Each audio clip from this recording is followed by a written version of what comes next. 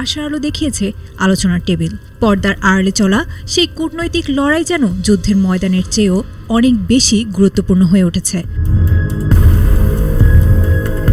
দীর্ঘদিনের বৈরিতা ছাপিয়ে এবার ইসরায়েল ও যুক্তরাষ্ট্রের সঙ্গে যুদ্ধবন্ধে কঠোর 5টি শর্তের কথা সামনে এনেছে ইরান। হিব্রু সংবাদ মাধ্যম এবং ইসরায়েলি চ্যানেল 12-এর প্রতিবেদন অনুযায়ী মার্কিন প্রেসিডেন্ট ডোনাল্ড ট্রাম্পের পরোক্ষ আলোচনার অংশ হিসেবে তেহরান পেশ করেছে এই প্রস্তাবগুলো।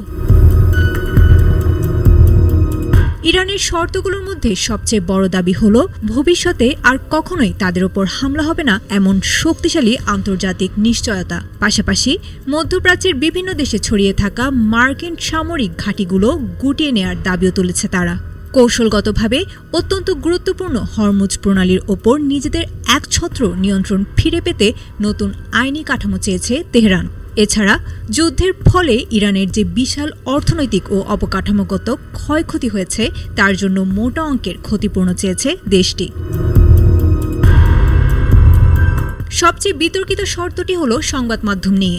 ইরানের দাবি তাদের বিরুদ্ধে অপপ্রচারে লিপ্ত ব্যক্তিদের ইরানের হাতে তুলে দিতে হবে অথবা তাদের বিচার করতে হবে। অন্যদিকে মার্কিন প্রেসিডেন্ট ডোনাল্ড ট্রাম্প এই আলোচনা নিয়ে বেশ ইতিবাচক। তিনি জানিয়েছেন ইরান এবার আলোচনার বিষয়টিকে গুরুত্ব দিয়েছে এবং পরমাণু অস্ত্র যেন তারা কখনোই তৈরি না করতে পারে সেটি ওয়াশিংটনের মূল লক্ষ্য।